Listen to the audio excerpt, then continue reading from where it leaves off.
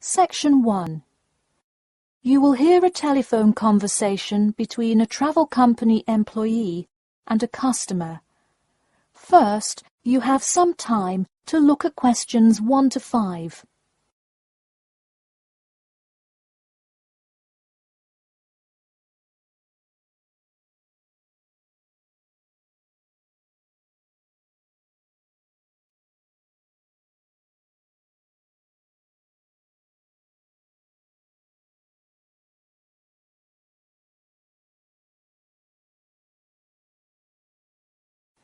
You will see that there is an example which has been done for you. On this occasion only, the conversation relating to this will be played first. Hello? Hi, good morning. This is Talia from Parrot Bay Travel Agency. Is Robert Goddard there? Yes, speaking. The man says that he is Robert Goddard, so Robert Goddard has been written in the space. Now we shall begin. You should answer the questions as you listen, because you will not hear the recording a second time. Listen carefully and answer questions 1 to 5. Hello? Hi, good morning. This is Talia from Parrot Bay Travel Agency. Is Robert Goddard there? Yes, speaking. I'm so sorry that I made such an early phone call, and I'm calling to ask a few questions about your most recent vacation. Could I have 5 minutes of your time? Sure thing. Great, thanks. Now, I see here that you visited Melbourne. Was this your first visit to Melbourne? No, I have actually been there twice before. I see. Now, what would you say was your favourite part about Melbourne? Well, I did like seeing the exotic wildlife, and there are great sights to see, but I have to say I was most impressed by the amazing weather. Yeah, the weather there is amazing. Which of the sites listed as part of our official tour did you see? And of those, which was your favourite? First I saw the theatre, which was beautifully designed. It was not nearly as cool as the town hall, though. The building is a huge part of Melbourne's history. Definitely my favourite. I saw the aquarium too, but wasn't too impressed. I see. Yes, people often have great reviews of Town Hall. Now, I would like to ask you about your dining experience. Did you enjoy the food there? Absolutely, I loved it. I'm glad to hear it. Could you tell me a little bit about what you most enjoyed about the food? Being such an international city, I loved the variety. I could find any type of food I wanted, whether I wanted seafood, burgers, or anything else. You name it, and they had it. Did you drive to Melbourne? No, I flew. I thought about going by train, but in the interest of time, I decided to go by plane. Right, I see. Before you hear the rest of the conversation, you have some time to look at questions 6 to 10.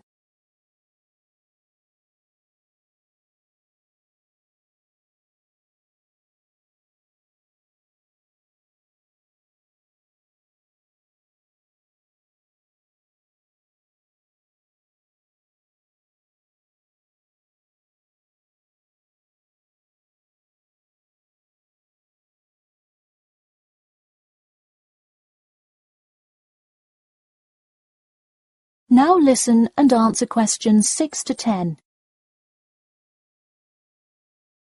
And would you mind telling me whether you are under 20, between the ages of 20 and 40, or older than 40? It would be nice if I was still under 20.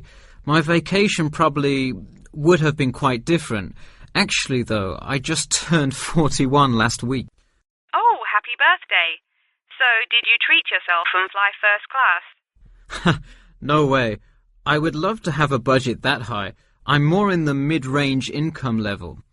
I wasn't always, though. I spent much of my life in a low-income household. I see. That answers my next question then, of income level. And what was the purpose of this visit?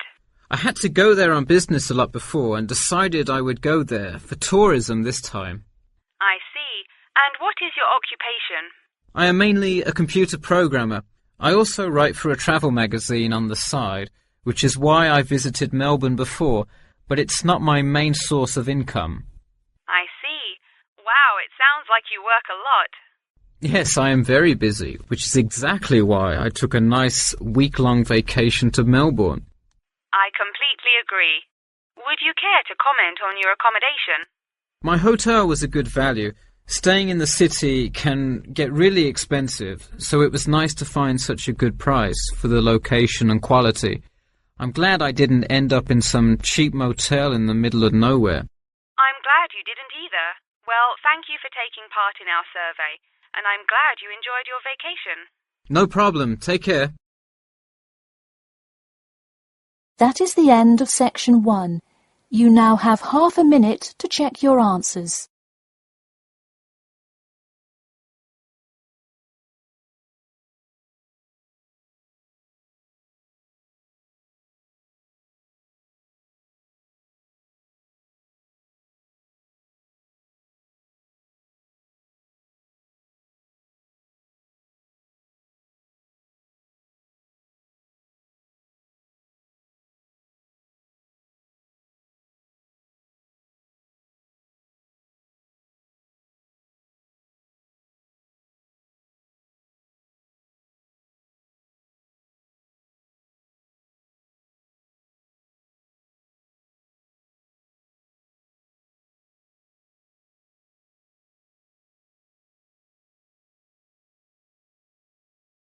Now turn to section 2.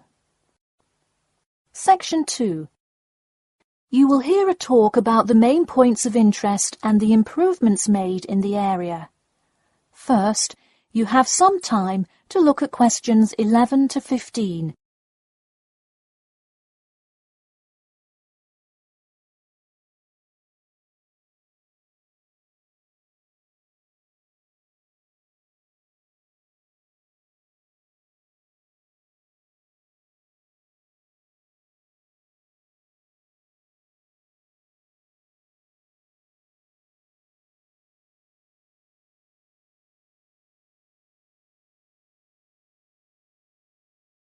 Now listen carefully and answer questions 11 to 15.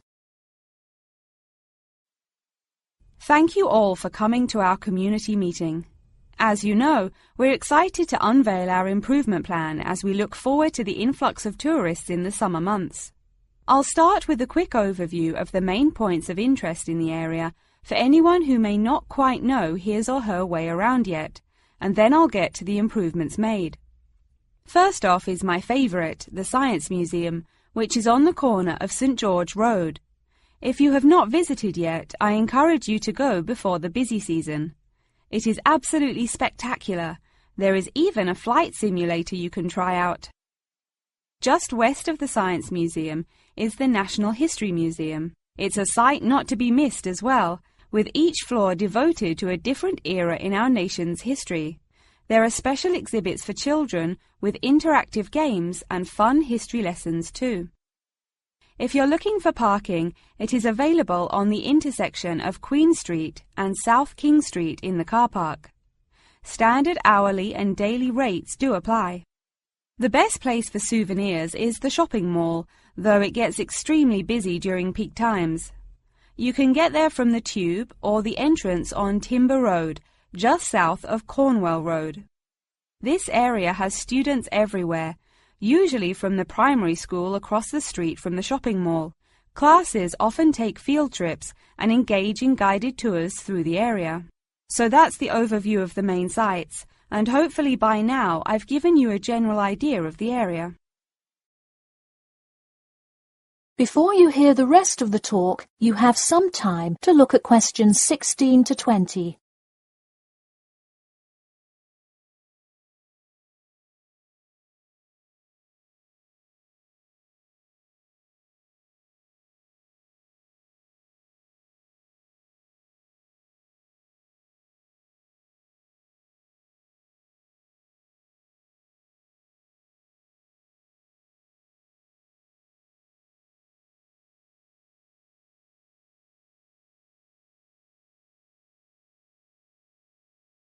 Now listen and answer questions 16 to 20. Now I'm going to outline the improvements we have made in our efforts to make the experience even better for each and every one of our visitors. You probably noticed when you first drove into the car park this morning that there is now additional signage to help avoid confusion. The directions were not entirely clear at first, so we have increased the number of one-way signs indicating the correct direction of traffic flow. Not far from there, in line with our mission of giving back to the community, we constructed a brand new playground for the primary school. It is really something to be excited for. The equipment is state-of-the-art and includes swings, a small climbing wall, and even an obstacle course. Now we'll head north and take a look at the Science Museum. In response to our feedback from past visitors to the museum, there is now free information available outlining not only upcoming IMAX showings, but also natural wonders like meteor showers, eclipses, and other cool natural events. The Science Museum isn't the only museum improving the experience of its visitors.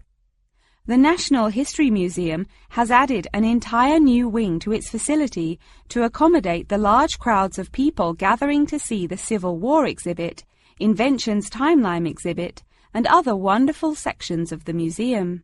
The increase in space will definitely give a more calm, comfortable experience for visitors. And finally, remember when there was actually a line at the mall entrance from the tube station?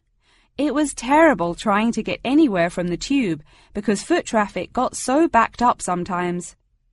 We have addressed that by adding another entry point into the mall from the other end of the platform to disperse the crowd. So those are the major improvements we have made.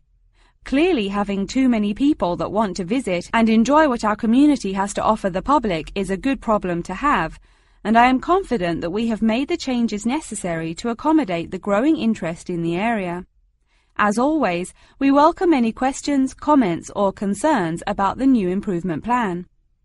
In a few minutes, I will open up the floor for questions, but you can also contact me or any other board member by email or through the city website. Thank you for coming, and I now encourage you to stay for the questions and answers panel occurring between now and 10:30. That is the end of section 2. You now have half a minute to check your answers.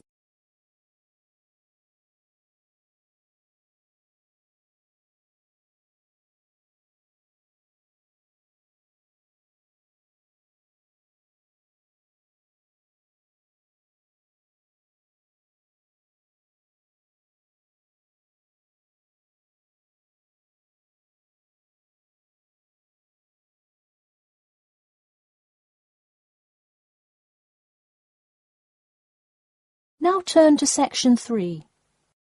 Section 3. You will hear two students called Jane and Mark talking to their tutor about the project assignments for their senior thesis. First, you have some time to look at questions 21 to 23.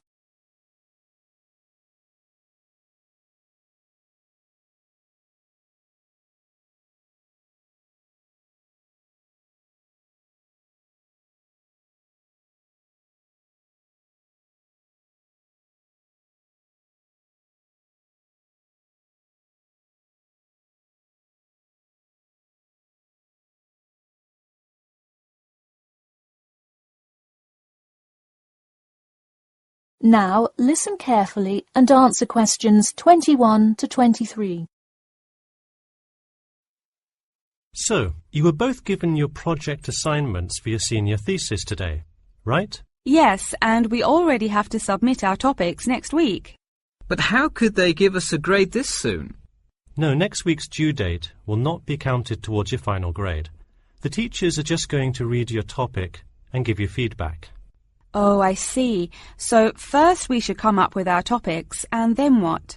Well, once you know what you want to study, you need to think about how you'll study it. You need to decide on your research methods. The methods will be the main part of your paper. What about the results section? Well, I can give you feedback on that, but you will be the one carrying out an experiment and thus will have to produce the results on your own. What I would like to do today is practice writing research papers before you even begin your report. I'll give you samples of old data from past experience, and you can practice writing results and drawing conclusions. I think that would be really helpful. Yeah, it sounds like a lot of extra work, but I'm sure it would make our actual project easier. You're exactly right. So let's get started. First, let's try this simple experiment on fruit flies. Read the information and then take 25 minutes to summarize a results and conclusion section. That's really important. Pay attention to the time limit. OK, does it still have to be 6,000 words? No, don't worry about that. What if we get off topic? I wouldn't worry too much. You'll have so much information to write about that it should be easy to stay on topic. Before you hear the rest of the talk, you have some time to look at questions 24 to 30.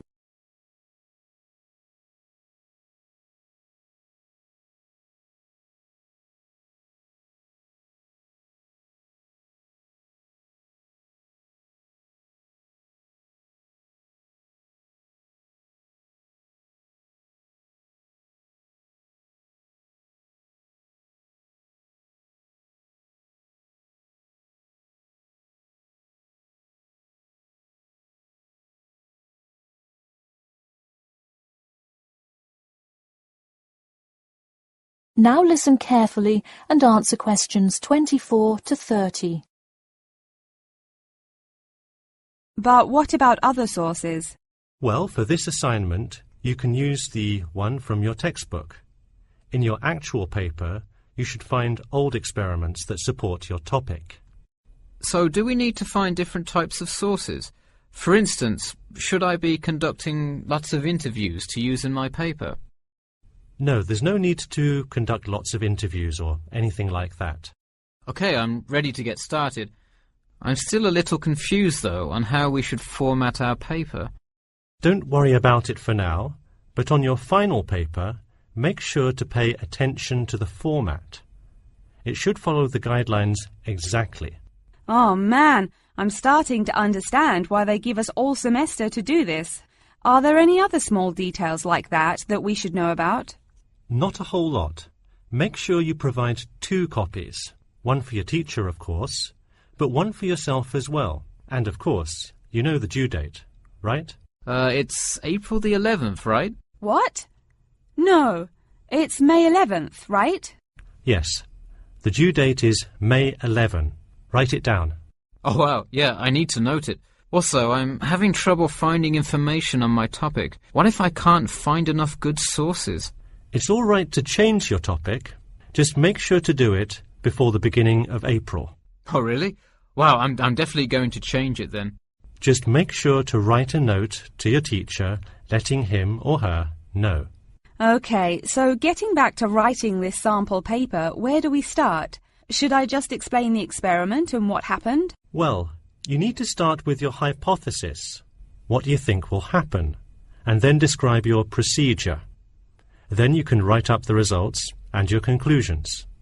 Oh boy, I don't know if I can handle any more instructions. That is the end of section 3. You now have half a minute to check your answers.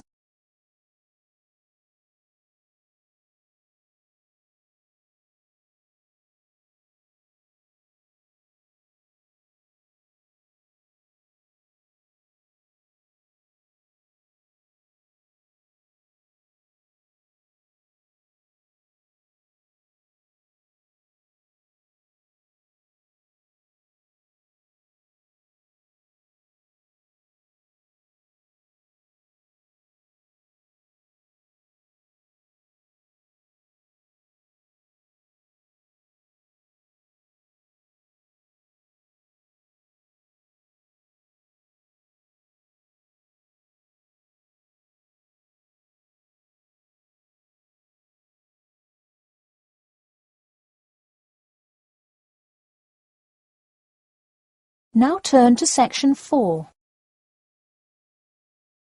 Section 4. You will hear part of a lecture about factors you should consider when creating advertising materials and the effects they can have on your product sales. First, you have some time to look at questions 31 to 40.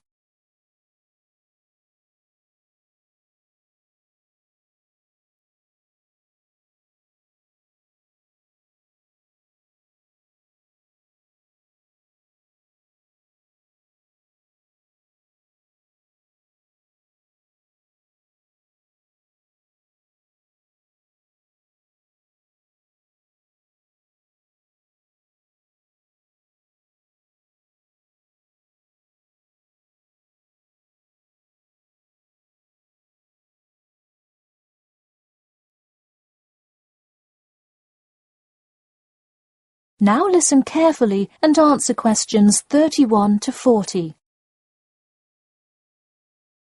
Hello class, and welcome back to Marketing Strategies. This week I will expand upon last week's lecture by talking about factors you should consider when creating advertising materials and the effects they can have on your product sales. Lesson 1. Limit your advertising to the geographic area of your target market. Though you may have a product that people want in a large area, the distance that customers are willing to travel is a significant factor in their choice of where to purchase that product. Take this example. If you're really hungry and decide you want a burrito, would you choose the restaurant that is a block from your apartment, or the one that is just as good, or even slightly better, across town? Of course, you'd pick the closer restaurant.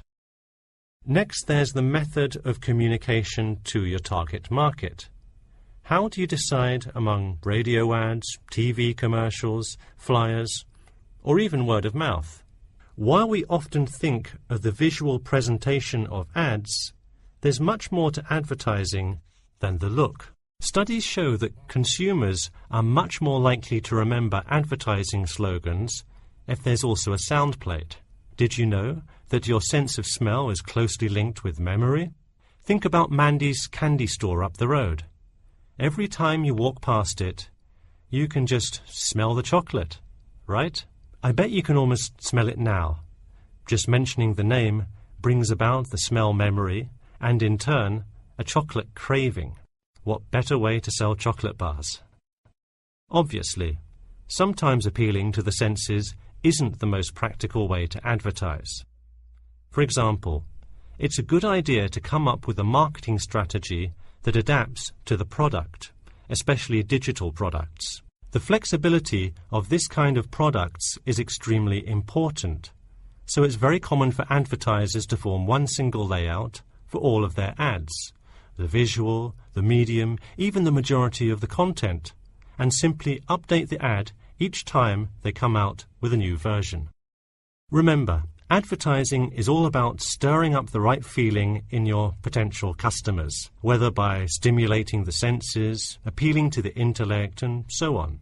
Once the customer experiences the ad, the important thing is his or her reaction. Someone could love the ad you made, but unless he or she considers buying the product, you've failed to get the reaction you were looking for.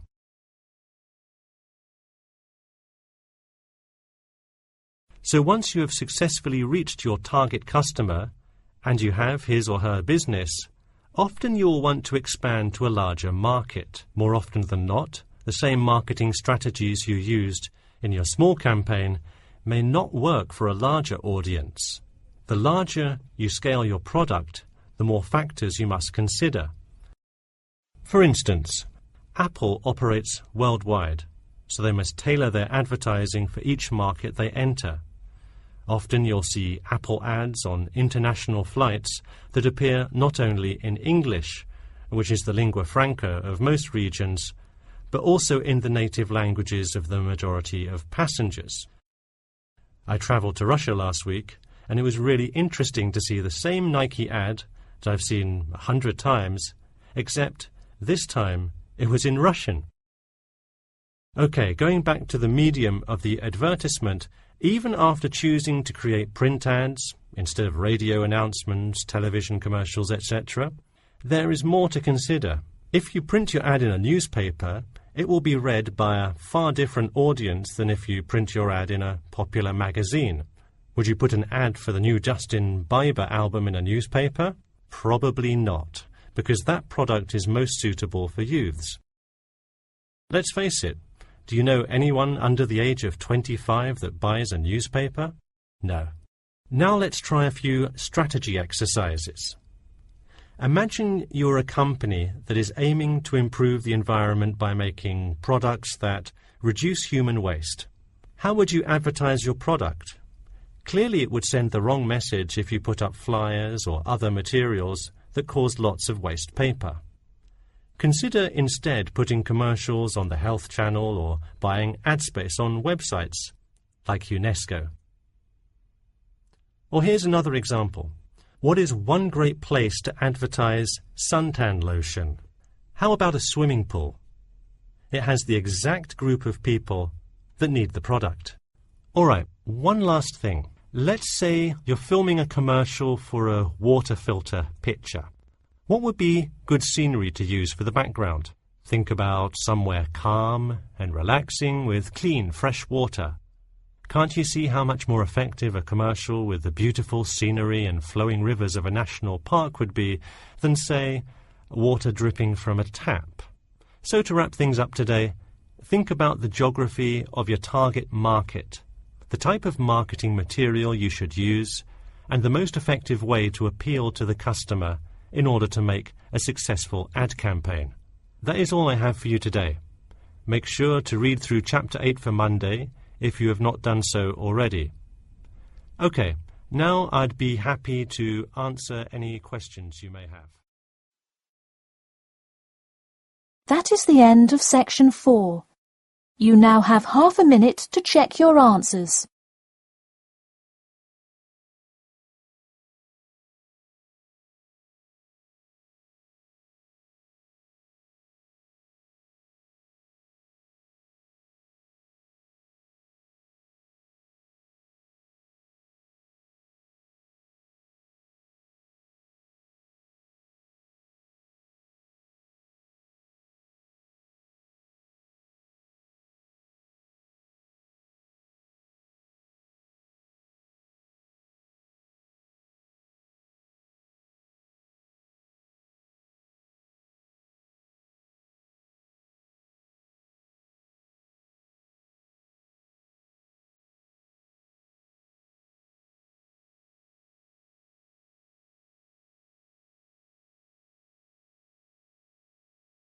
That is the end of the listening test.